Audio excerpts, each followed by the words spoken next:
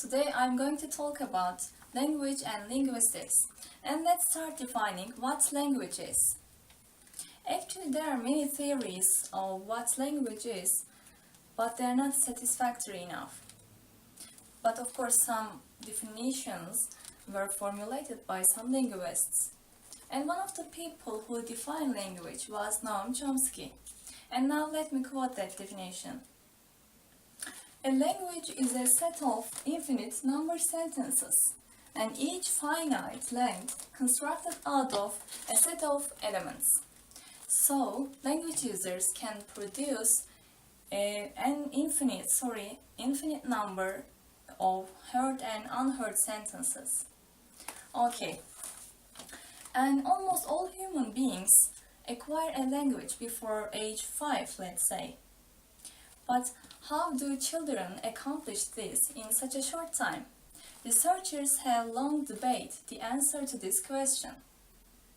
But the only thing they agree on, language acquisition. And what is a language acquisition device? Language acquisition device concept is an instinctive mental capacity which enables an infant to acquire and produce language. Okay, and there are universal properties that are shared by all languages, and these principles are contained in the universal grammar, and which means all languages have the same properties. Okay, and what are the features of language? Let's see some features of language and compare it with animal communication, animal language. First of all, human language is arbitrary, which means there is no connection between the sounds and meanings. But animal communication, animal language is not arbitrary, and animal's message can't be separated.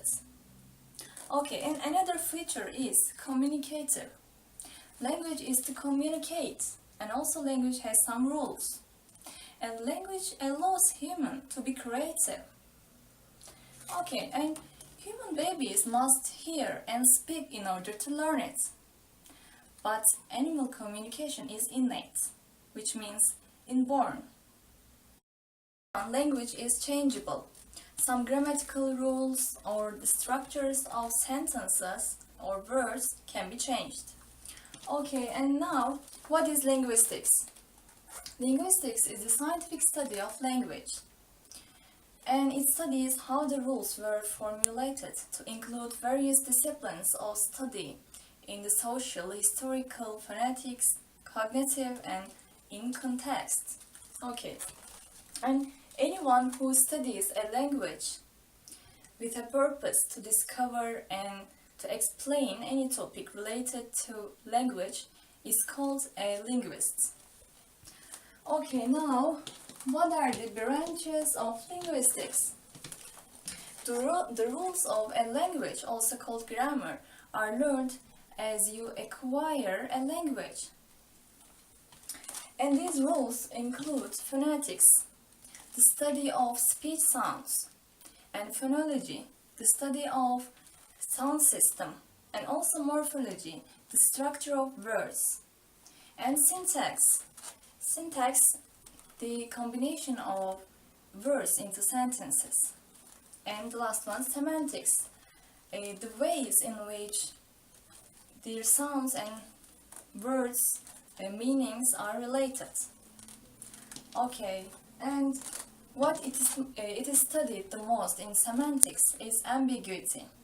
Now I'd like to talk about a bit ambiguity. A word, phrase, a sentence has more than one meaning, and it refers to inconsistency and sometimes antinomy and a relationship of opposites. Okay, and let's give an example. The burglar threatened the student with a knife, and now you can see easily there is an inconsistency. Who is there with a knife? Student. Okay, and now, what is metalinguistic knowledge? Metalinguistic knowledge of a language means that you can discuss and think about language. and schools teach the students metalinguistic awareness of English. And it's good for you to improve your metalinguistics knowledge. Okay, that's all for now. Thank you for listening.